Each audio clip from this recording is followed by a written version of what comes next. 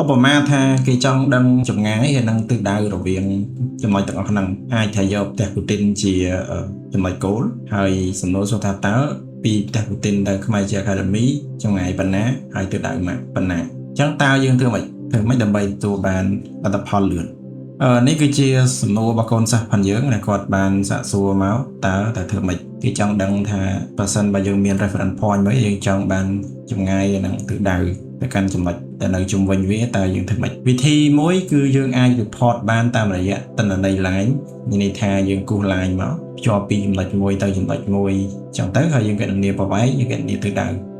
ដែលបើសិនបើយើងមើលនៅក្នុងទិន្នន័យ line នេះយើងឃើញមានប្រវែងហើយនឹង direction ដែលខ្ញុំបានគណនាដែលការធ្វើបែបនេះយើងគិតថាងាយស្រួលទេអញ្ចឹងងាយស្រួលដោយសារតែយើងមានចំណុចតិចឥឡូវនេះយើងមានតែប្រមាណចំណុចនេះទេយើងបើកមើលមកយើងមានតែ9ចំណុចទេអញ្ចឹងយើងភ្ជាប់9 line ទៅយើងទទួលបានលទ្ធផលហើយកណនាទៅយើងទទួលបានលទ្ធផលហើយចុះប្រសិនបើយើងមានចំណុចច្រើន100ចំណុចតើយើងត្រូវអង្គុយភ្ជាប់ម្ដងមួយឬក៏យ៉ាងណាអានេះគឺជាចំណោទបញ្ហារបស់យើងណាចឹងឆ្លើយទៅនឹងការសំណងពរឬក៏សំណួរគាត់ហ្នឹងគឺខ្ញុំបង្កើតជា script tool មួយដែលអាចឲ្យយើងធ្វើបែបហ្នឹងបានយើងបញ្ចូលនៅទិន្នន័យ point យើងចូលមក location ហើយបន្តមកយើង output table ឥឡូវនេះខ្ញុំដាក់នៅក្នុង default database ហ្នឹងហើយយើងជ្រើសរើស field មួយ field ដែលយើងចង់បង្ហាញទិន្នន័យហ្នឹងនៅក្នុង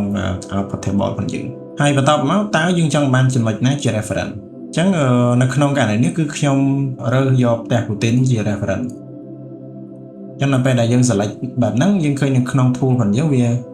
use selected record មួយកុំបារម្ភអីអាហ្នឹងខ្ញុំកំណត់នៅក្នុង script ហើយមិនមែនប្រើតែមួយហ្នឹងទេប្រើមួយហ្នឹងគឺយើងប្រើវាជា reference ដែរ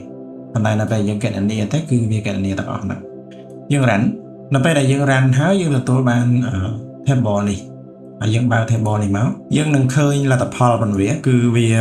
យកផ្ទះគូទីននេះ value ផ្ទះគូទីនចេញពី field name នេះជា ref value ហើយបន្តមកវានឹងចាប់ value ផ្សេងទៀតដែលនៅក្នុង field name ហ្នឹងជា target value ហើយប្រសិនបើយើងមើលលទ្ធផលសម្រាប់ distance យើងអាច confirm ជាមួយនឹង line របស់យើងបានពីផ្ទះគូទីនទៅផ្ទះកូនសាកកន្លែងនេះ line មួយនេះប្រវែង42 47ឥឡូវយើងអាច verify បាន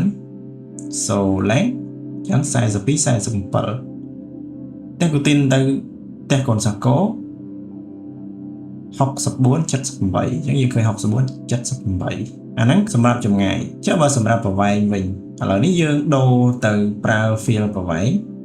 direction គឺបែបនេះអញ្ចឹងយើងមើលមកយើងឃើញថាសម្រាប់ផ្ទះពូទីននៅកូនសាកកគឺ direction 343.33 យើងមើលមកយើងឃើញនេះ 343.33 ហើយបើយើងមើលទៅចំណុចផ្សេងនេះទៀតគឺត្រឹមត្រូវដូចគ្នាយើងអាច confirm ជាមួយនឹង quadrant bearing បានហើយយើងមាន quadrant bearing នេះអានេះដោយសារតែខ្ញុំគិតជា degree minute second តែម្ដងអញ្ចឹងបានយើងឃើញវា detail បន្តិចហ្នឹងនៅក្នុងនេះខ្ញុំអាចបើក tool នេះបានបើខ្ញុំបើកអានេះមួយមកហើយយើងមើលតើquadrant bearing របស់វាត្រូវអត់ណាអញ្ចឹងពីផ្ទះគូទីនទៅផ្ទះកូនសាកកយើងឃើញវា 1639 ពេលនេះ 1666 នេះដោយសារតែខ្ញុំយកតែត្រឹម degree ហើយ minute តែម្ដងប៉ុន្តែនេះនៅក្នុងនេះគឺ degree minute seconds ទៀតអញ្ចឹងណាអញ្ចឹងមកយើងឃើញតម្លៃវាខុសគ្នាប៉ុន្តែ16 degree ដូចគ្នាហើយទិសដៅរបស់នេះគឺ NW នេះអញ្ចឹងសរុបមកវិញតាមរយៈឧបករណ៍មួយនេះគឺយើងអាចទទួលបាននៅតម្លៃចម្ងាយហើយនិងទិសដៅបានយ៉ាងលឿនអញ្ចឹងវីដេអូនេះមានតែប៉ុណ្្នឹងឯងយើងនឹងជួបគ្នានៅវីដេអូបន្តទៀត